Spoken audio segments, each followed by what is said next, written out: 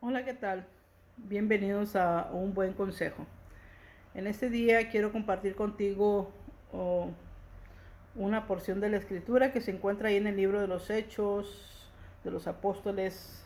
En el capítulo 12, los primeros versículos, se desarrolla esta historia y dice así en la escritura. Dice: en aquel mismo tiempo el rey Herodes echó mano a algunos de la iglesia para maltratarles y mató a espada a Jacob, hermano de Juan.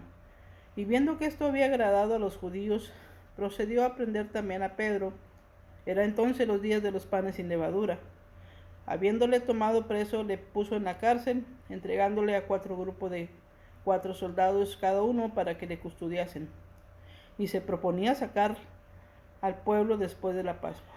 Así que Pedro estaba custodiado en la cárcel, pero la iglesia hacía sin cesar oración por él. Eh, pues en esta mañana vamos a volver a hablar acerca de la oración, pero la oración en unidad, la oración intercesora, la oración como cuerpo de Cristo. En esta historia que te leía se desarrolla en un tiempo crítico para la iglesia primitiva. Estaban sufriendo de persecución por parte de un grupo religioso llamado los saduceos. Y después se cree que también fue una persecución ya no por los religiosos de ese entonces, sino por motivos de política.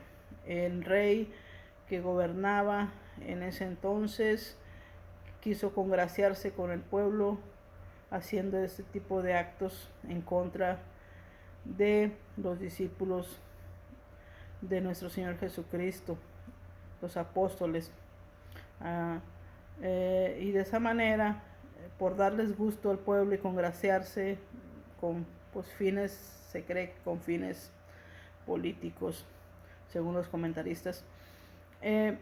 Y primeramente mató a Jacobo, y después dice que apresó a Pedro, el apóstol Pedro. Y estaba en una crisis tremenda, sufriendo una persecución tremenda la iglesia primitiva de ese entonces. Pero vemos ahí en el versículo que leíamos, pero la iglesia no cesaba de orar por el apóstol Pedro. Dice: la iglesia hacía sin cesar oración a Dios por él. Entonces, en esta mañana, la importancia de unirse, de interceder en favor de nuestros hermanos, de aquellos que padecen violencia, de aquellos que padecen cualquier tipo de situación. Cuando el pueblo de Dios se une, cuando el pueblo de Dios se pone de acuerdo, algo sucede en lo sobrenatural. Dios fija sus ojos, Dios presta sus oídos al clamor de sus hijos, al clamor de su pueblo. Y pues en esta mañana, en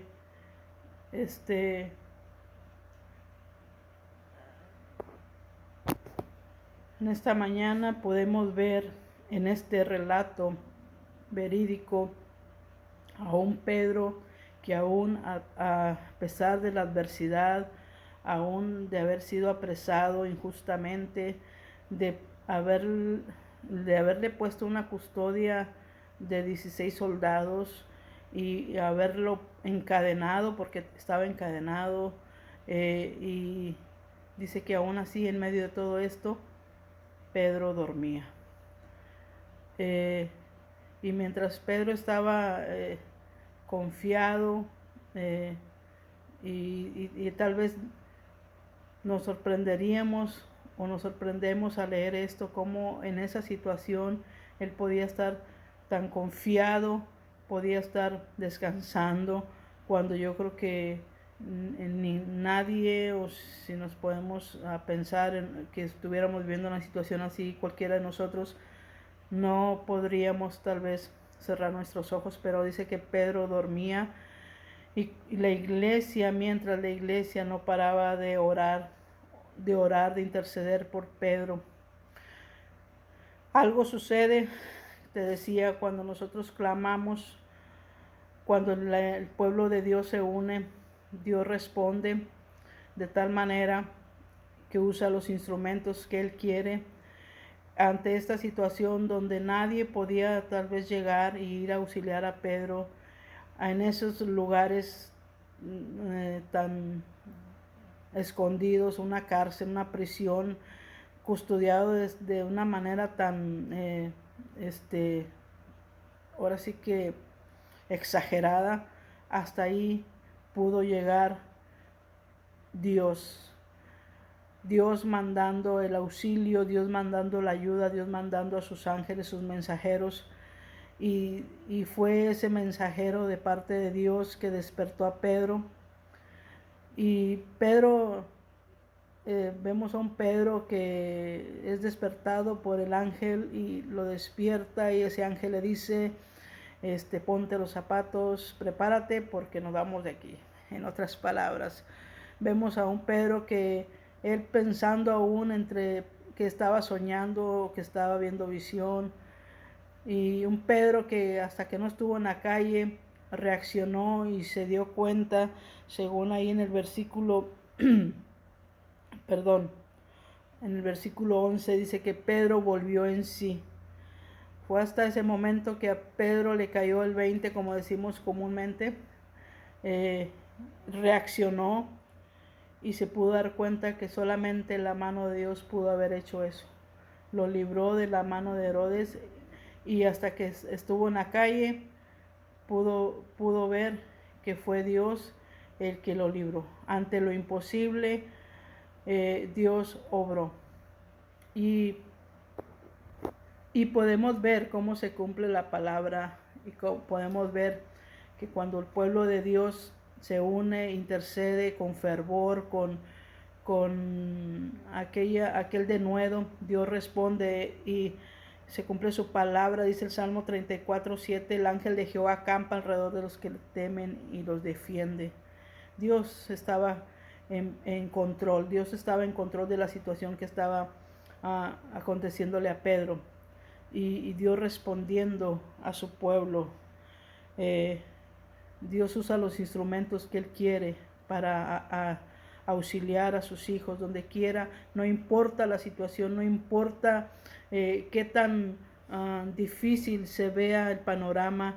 Dios tiene poder, Dios sigue teniendo el mismo poder, Él es el mismo de ayer, de hoy y por siempre, por los siglos de los siglos.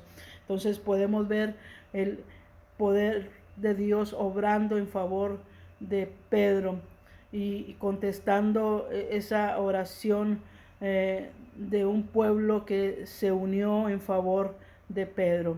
Y en esta mañana estamos viviendo ante una situación, nosotros como pueblo de Dios, a nivel ciudad, a nivel nación, a nivel naciones, estamos viviendo una pandemia que ante nosotros es una situación tan difícil. Nuestros seres queridos están sufriendo, algunos de ellos a causa de este virus, a causa de esta enfermedad, y podemos ver que están padeciendo, en apariencia están solos y no, sin poder acercarse por indicaciones médicas ante esta crisis, ante este virus, que no poder la persona acercarse, la persona tiene que aislarse por indicaciones médicas. Es una situación tan difícil, y quisiéramos poder estar ahí físicamente, pero no podemos. Así como la situación que estaba viviendo Pedro, tal vez nosotros quisiéramos estar cerca, ¿verdad?, para ayudar a nuestros seres queridos, pero en esta mañana yo te animo y te Y te digo que hay algo que sí podemos hacer, es unirnos, unirnos como pueblo, como cuerpo de Cristo, orando en favor de nuestros seres queridos. Tal vez nosotros no podamos llegar ahí físicamente, pero el Espíritu Santo, Dios tiene el poder para enviar sus mensajeros.